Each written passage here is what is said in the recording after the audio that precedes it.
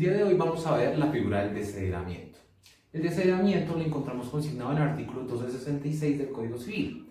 Esta figura jurídica debe ser entendida como aquel acto que hace el testador para dejar sin legítimas a los herederos forzosos.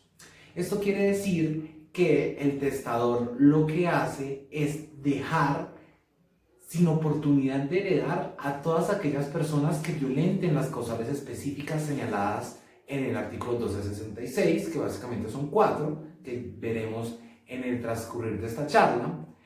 Pero para poder entender bien este fenómeno tenemos que diferenciar qué es una legítima y qué es un heredero forzoso. Los herederos forzosos básicamente son 3. Son los descendientes, los ascendientes y el cónyuge. Obligatoriamente a ellos se les debe testar siempre. ¿Y con qué se les debe testar? La ley les garantiza a ellos un mínimo y ese mínimo se denominan legítimas forzosas. Y las legítimas forzosas dentro de las sucesiones testadas se entenderán como el 50% del patrimonio del causante. Bajo esa perspectiva, todo este patrimonio debe ser garantizado a esos herederos forzosos. Y la ley lo que hace es facultarlo a este para que cuando esté testando, si ellos violentaron las causales del 1266 del Código Civil, se puedan desheredar. Es muy importante que nosotros entremos a analizar en qué órdenes sucesorales se encuentran los herederos forzosos. Entonces, para mirar hasta dónde llegamos. Entonces, primer orden sucesoral, tenemos a los descendientes, que debe ser entendido como nuestros hijos. Sobre ellos puede caer el desheredamiento. Segundo orden sucesoral, tenemos a nuestros padres. Ante ellos también los podemos desheredar. Y tenemos al cónyuge, que lo encontramos en el segundo y en el tercer orden sucesoral respectivamente, que también puede ser desheredado. Debe entenderse que el desheredamiento no se puede confundir como la privación de la herencia. ¿Por qué? Porque el patrimonio de la herencia y la sucesión garantiza, digamos, unos derechos, ya no los herederos forzosos, sino a todos los que se encuentran dentro de los 5 órdenes sucesorales. Por eso debemos entender que el desheredamiento no es privar de la herencia a una persona, sino básicamente es un castigo que se le da a aquel heredero forzoso que ha violentado los derechos, ya sea de la persona que está testando o algún miembro de su familia. Por esa razón tenemos que ser muy cuidadosos a la hora de analizar esta figura jurídica. Para poder entenderla, entremos a revisar el artículo 1266, cada una de las causales específicas señaladas en este.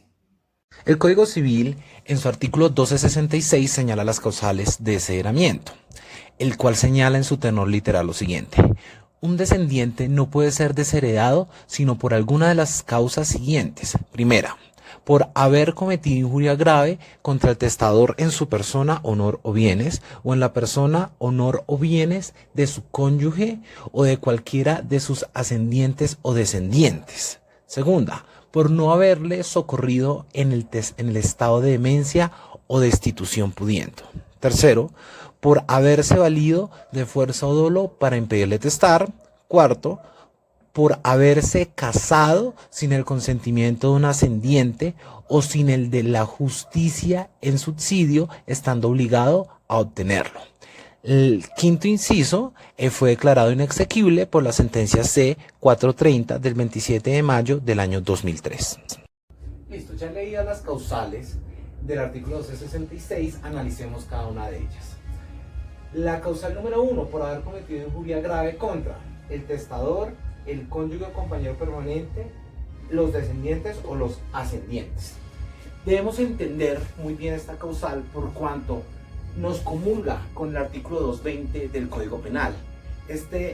¿En qué se debe entender la injuria cometida contra cualquiera de estas personas? Se debe entender como atentar de manera deshonrosa en contra del honor o los bienes de estas personas. Uno como atenta de manera deshonrosa en contra del honor o los bienes de esta persona. Obviamente atentando contra su buen nombre, atentando contra cualquiera de los bienes que ellos tengan, generando obviamente lesiones contra los mismos y lesiones contra la moral pública de estas personas. Cuando se ataque al testador, obviamente él podrá invocar esta causal y explicar dentro del testamento por qué está desheredando a una de estas personas. Lo mismo ocurrirá si se ataca a su cónyuge o compañero permanente, a los descendientes o los ascendientes. El artículo 1266 solo nos menciona al cónyuge. Lo que sucede es que con la sentencia C-174 del año 1996 se entendió que se tenía que reinterpretar la palabra cónyuge dentro del artículo y toda causal que señalara dentro del mismo se iba a entender también protegido el compañero permanente.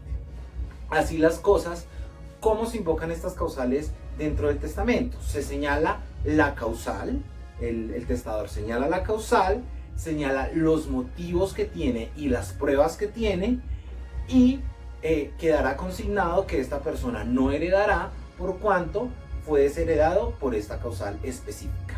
Cuando la persona fallezca y se entre a destapar su testamento y a leer las consignaciones del mismo, la persona que haya sido desheredada podrá impugnar el testamento.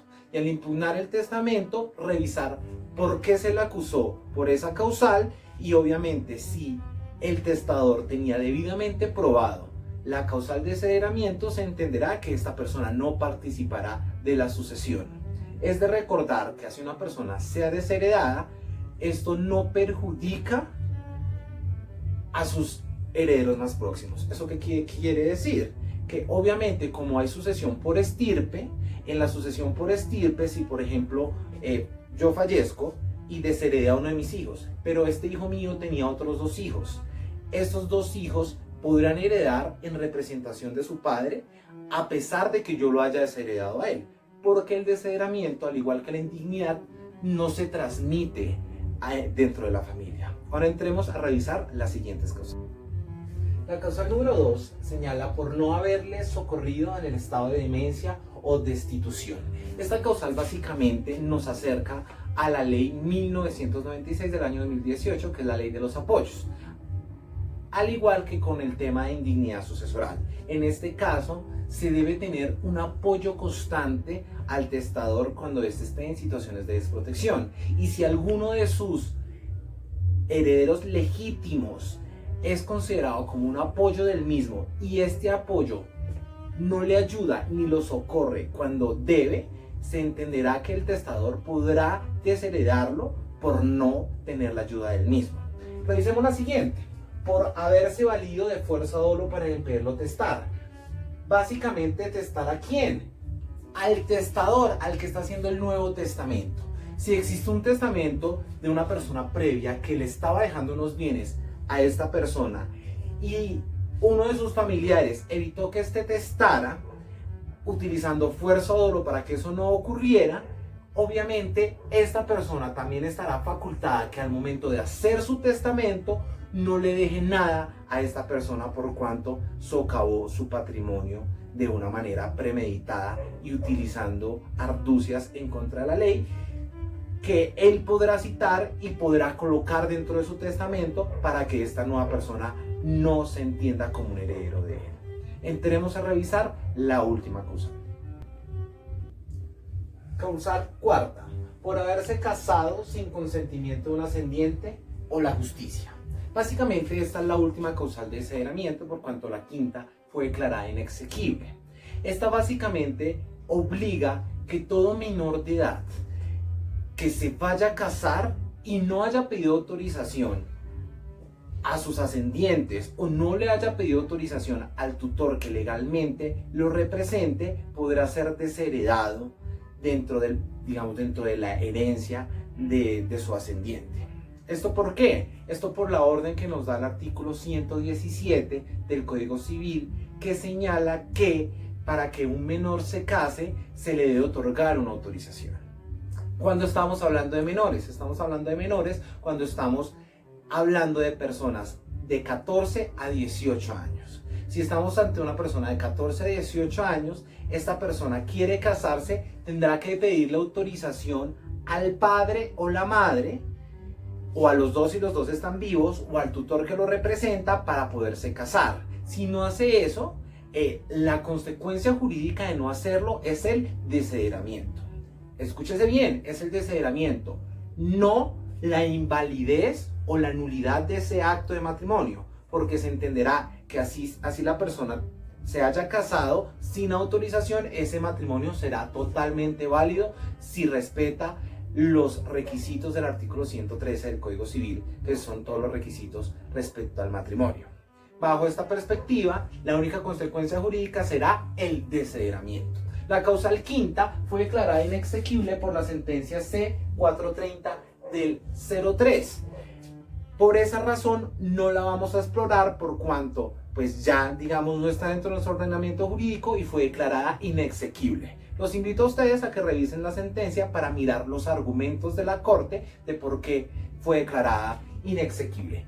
Así las cosas, entremos a revisar los requisitos que necesita una persona para entrar a desheredar. Entonces básicamente son tres.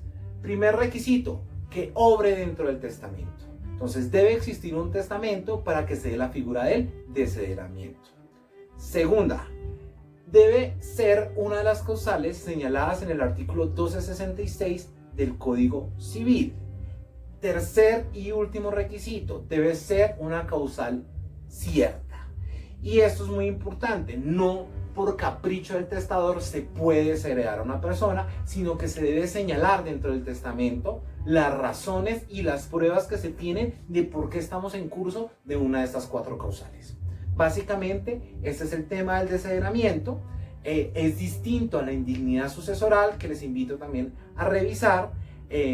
Muchas gracias, nos vemos en próximos videos. Que tengan un muy buen día.